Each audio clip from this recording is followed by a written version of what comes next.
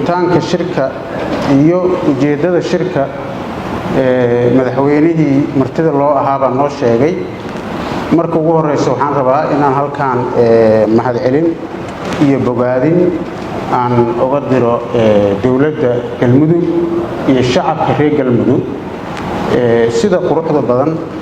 oo soo dhaweynta leh oo Soomaalinimada leh oo dadaalka badan ku jiro oo ehelnimada leh nagula soo dhaweeyay inaan uga mahadceliyo aad iyo aad baa loo dadaalay aadaan ugu mahadsantihiin waxaan bogaadinayaa shaqada fiican maamulkan cusub oo curdunka ah uu wado uu istaagay inuu galmudug uu meel fiican ay gaarto dadkeedana ay gacmaha isqabsadaan ayadana waa bogaadinayaa bogaadinta kadib waxaan isugu nimid shir muddo dheer aan qaadanin inaan isu imaano waa dareemi kartaan waqtigii lagu ballamay oo aan ka shaqaynay shirkan in isugu yimaado iyo sida ugu dhaqsaha badan ay u suurta gashay waxay caddaynaysaa muhiimadda uu leeyahay shirkan wuxuu muhiim u yahay waa shir wada tashi ah oo dawladaha xubnaha ka dawladda federaalka ay ku tashanayaan waa shir ummadda Soomaaliyeed meel walba ay joogto looga hadlayo maslaxadeeda horumarkeeda isdhaxgalkeeda siyaasadeeda amnigeeda iyo dhaqaalaheeda waa shir loogu talagalay dawladaha xubnaha ka ah dawladda federaalka inay isku warsadaan maanta meesha ay Soomaaliya maraysa iska warsadaan danahooda iyo shaqadooda iyo siyaasadahooda iyo mas'uuliyadda saaran ay ka sheekaystaan arrimaha amniga laga hadlo siyaasadda laga hadlo dhaqaalaha laga hadlo arrimaha bulshada laga hadlo doorashada laga hadlo sidii loo wadaagi lahaa marxaladda maanta taalo oo kala guurka ah sidii looga gudbi lahaa in laga wada hadlo waa wax mustaqbalkii ummadda Soomaaliyeed oo dhan ku xiran waa wax dawladda federaalka ah aan xubnaha ka nahay oo dawladdanada ah dan u ah ayna ku faraxsan tahay ay og tahay waxa aan ka shaqaynaynana ay tahay wixii nidaamka federaalka uu noo ogolaa oo ahayd in la sameeyo dawladaha xubnaha ka ah dawladda federaalka ay samaystaan wada tashi iyo wada shaqayn iyo isdhaxgal iyadoo mid guud ay jirto haddana sida uu madaxweyne Saciid u sheegay waxaa jiro si gaar ah iyo xuduudo iyo derisyo iyo maxay ahayd si la isu leeyahay annaga dawlad ahaan dawlad koonfur galbeed waxaan deris weyn baan leenahay xuduud dheer wuxuu nagala dhaxeeyaa dawladda Jubbaland mid kale oo ka sii dheer asagana saas oo kala Hirshabeelle mid kale gobolka Banaadir intaba waxaan rabnaa in wada shaqayn joogto ah iyo xiriir dhab ah aan samaysano iyo isdhaxgal bulshadaas ah oo ku salaysan sidii looga wada shaqayn lahaa arrimahan caqabadaha ku noqday dadka Soomaaliyeed dhibaatada saameysay oo shabaabka ah oo loo heli lahaa amni ay dawladahaas kulligood ay ku wada naaloodaan oo lagu wada shaqeeyo ganacsi iyo isdhaxgal fiican loo heli lahaa bilow fiican ka sameynay 6 bilood ka hor waxa Ilaahay noo suurtageliyay inaan anaga iyo dawladda Hirshabeelle aan shirkaas iskaashiga ah aan qabanno guulna uu ku dhamaaday oo iska kaashanayna arrimaha amniga iyo daris wanaagga iyo ganacsiga si fiican buu noogu soo dhamaaday inta kalena waxaan jecelnahay haddii Ilaahay yiraahdo in iskaashigaas aan sameeyno markii aan intaas ka soo gudbo runtii maanta marxaladda ay Soomaaliya marayso waxa weeye nin kasta oo Soomaali ah soomaalida waxay aad ugu faraxsan tahay oo heshiis ku tahay oo hanaqaadkii dowladnimada ku dhiirigeliyey in waqtiga doorashada markii la gaaro uu waqtigii doorashadii ay dhacday nin kasta oo Soomaali ah wuxuu raba ha ahaado xilku raba ha raadiyo wuxuu isku qancinayaa nin walba wuxuu leeyahay waqtigaaba iska gaaban 4 sano dhamaanaysa waa sugaya marka nin kasta oo Soomaali ah maanta wuxuu diyaar u yahay 4 sano markay dhamaato inuu u diyaar garoobo ninkuu bedeli lahaa iyo ninkii soo noqon lahaa waa wax standard ah oo Soomaalida dhan ay heshiis ku tahay laguna wada faraxsan yahay runtii dawladda maanta joogto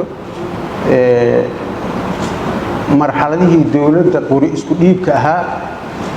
shaqo aad u fiican iyo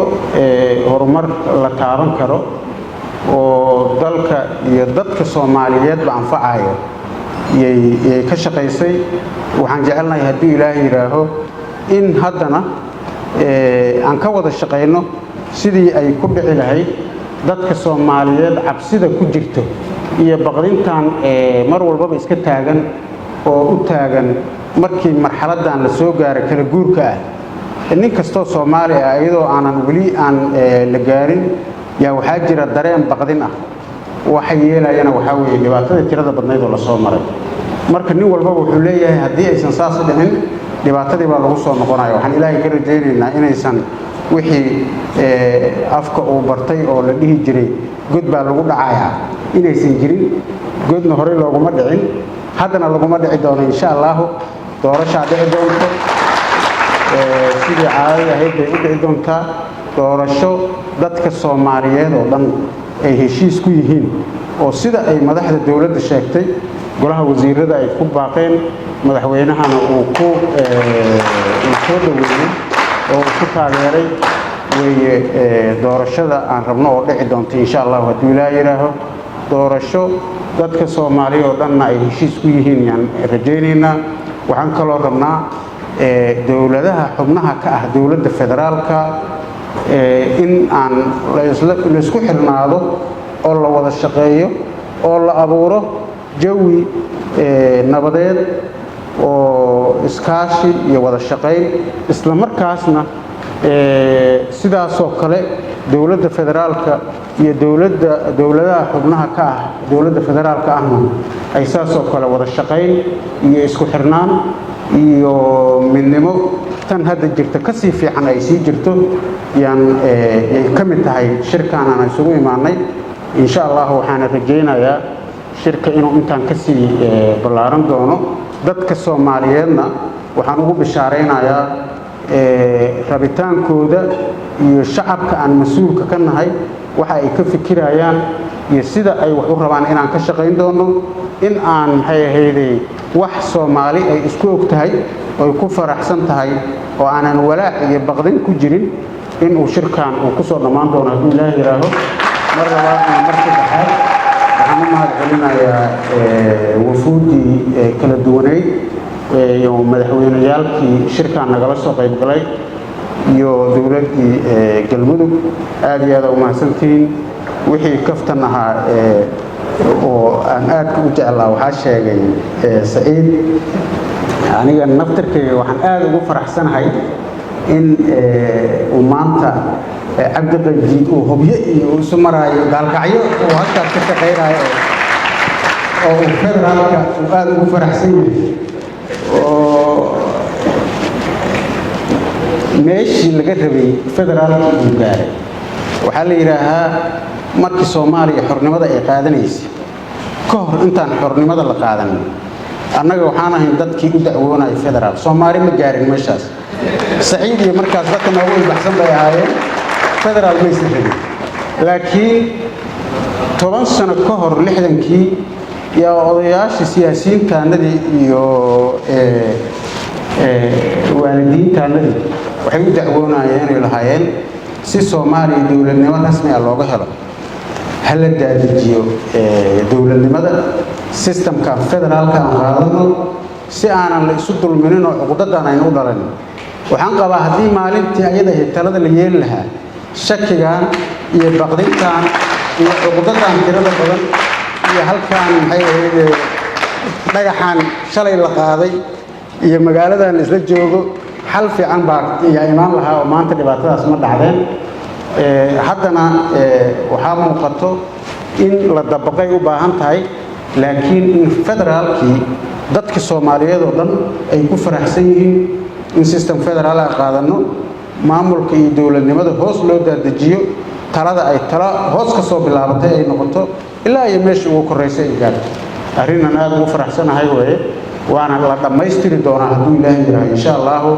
oo dadka Soomaalida markii laga reebo in la yiraahdo federaal aan nahay waxay u baahan tahay federalismka naftirkiisa barasho kale dawladihii dadkan waxa lagu soo koray centralismka marka ayada naftirkeedana way qaangaari doontaa waa la baran doonaa haddii la aaminay aad iyo aad u mahadsantiin waxaan idin rajaynayaa guul dadka reer Galmudug shirkaana waxaan ka rajaynaynaa inay ka soo baxdo wax dadka Soomaaliyeed ka farxad geliyo waana waxaan u nimid salaamu calaykum waraxmatullaahi wabarakaatuh